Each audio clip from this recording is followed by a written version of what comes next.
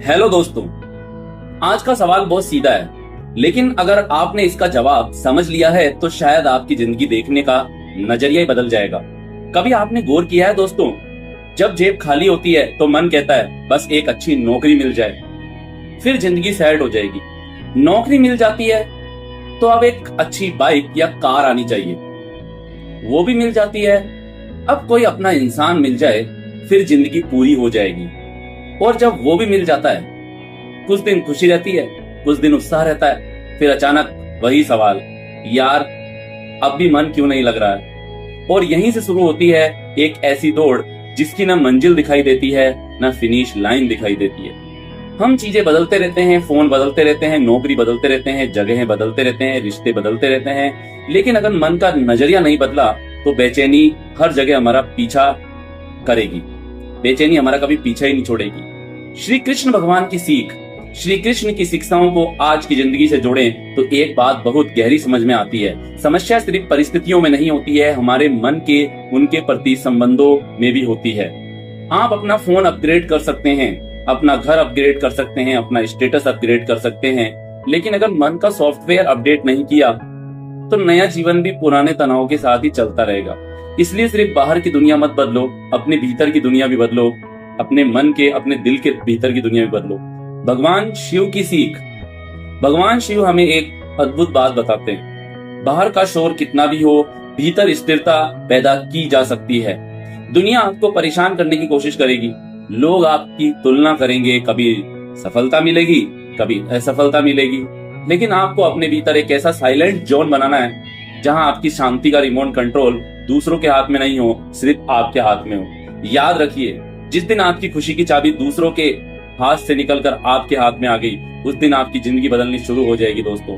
गौतम बुद्ध ने क्या कहा है? बुद्ध ने मन की इच्छाओं को समझने पर बहुत ज्यादा जोर दिया है, क्योंकि मन का स्वभाव तो देखिए, एक इच्छा पूरी हुई नहीं कि दूसरी इच्छा खड़ी हो जाती है, एक लक्ष्य मिला नहीं कि अगला लक्ष्य सामने आ जाता है, एक चीज खरीदी नहीं कि नई चीज की चाह शुरू हो जाती है। तो क्या इच्छाएं रखना गलत है?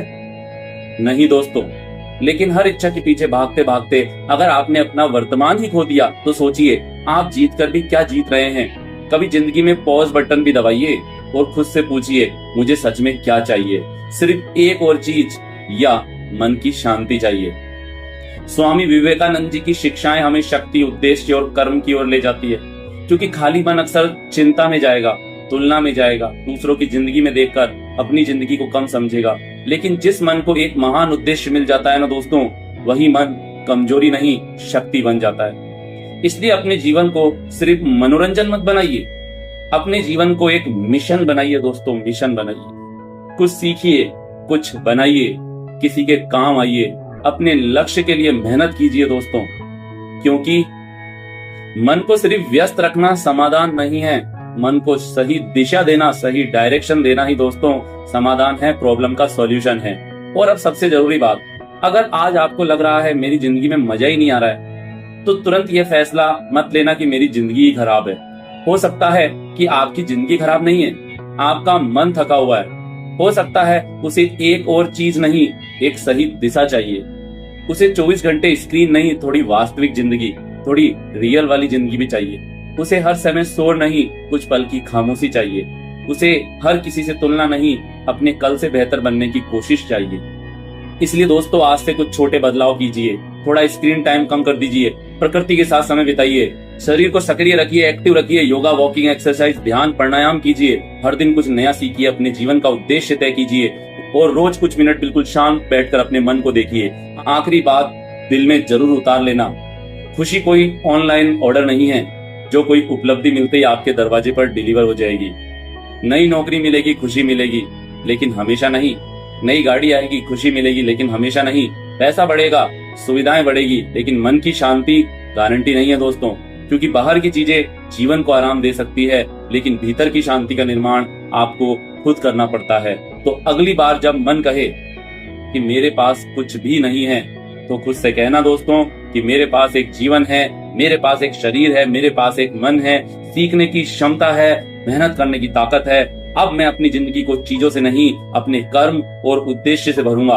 और जब जिंदगी में सब कुछ मिल जाए फिर भी मन के अंदर खालीपन महसूस हो तो बाहर और ज्यादा खोजने से पहले एक बार अपने भीतर जरूर देखना, क्योंकि हो सकता है जिस शांति को आप पूरी दुनिया में खोज रहे हैं उसकी शुरुआत आपके अपने मन को समझने से हो जाए। याद रखिए दोस्तों, मन को हराना नहीं है, मन को समझना है। मन को दबाना नहीं है, मन को डायरेक्शन देना है, दिशा देनी है।